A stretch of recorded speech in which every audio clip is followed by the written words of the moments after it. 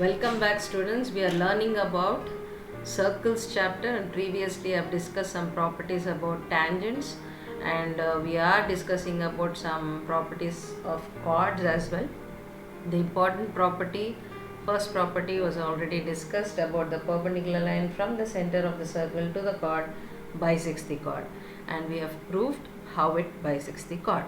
And the second one, we have to remember that if ever a chord is drawn on a circle, let's say in this figure AB is the chord, okay, this pink portion will be the major segment and this blue portion will be the minor segment.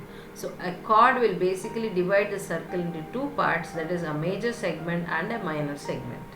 This is important because when we are going to discuss about some angular properties like angle in the minor segment, major segment and all. When we discuss, so we need to analyze and remember that these are the major segment and minor segments respectively.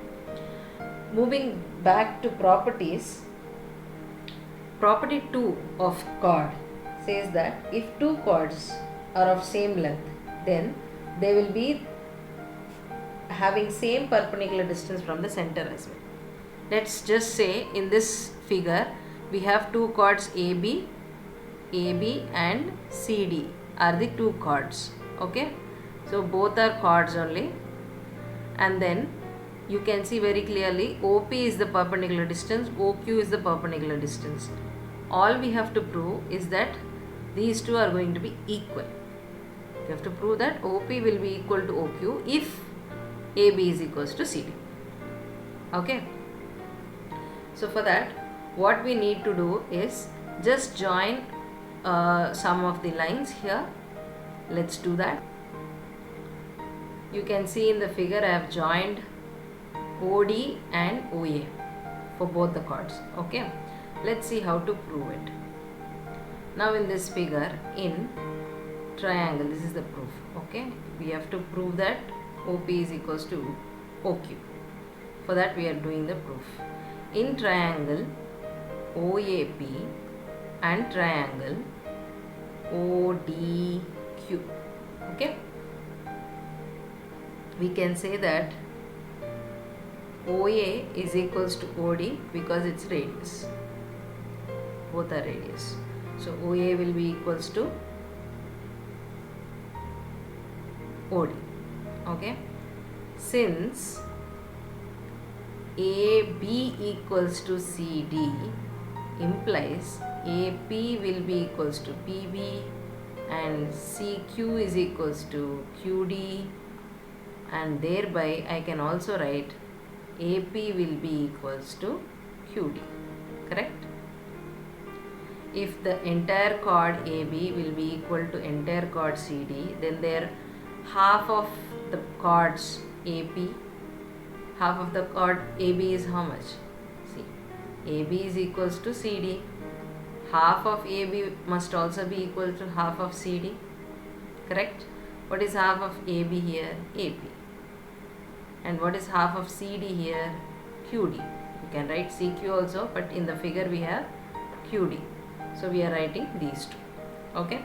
So we also conclude that AP will be equals to QD. So these two sides are equal technically, and then we have right angle here and here as well, and angle OPA equals to angle OQD equals to 90 degree, okay, both the angles are equal. Now from again the same by RHS criterion, triangle OAP is congruent to triangle ODQ, okay. By CPCTC I can mention that OP will be equal to OQ. So once you are familiar with congruency of triangles, that's all we are using here. So this is the proof which says that if your two chords drawn inside the circle are equal, then the perpendicular distance from the center to the chords also respectively will be equal.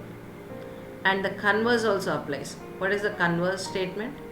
If your perpendicular distance from the center to the chords are equal, then the chords will be equal. Conversely, okay.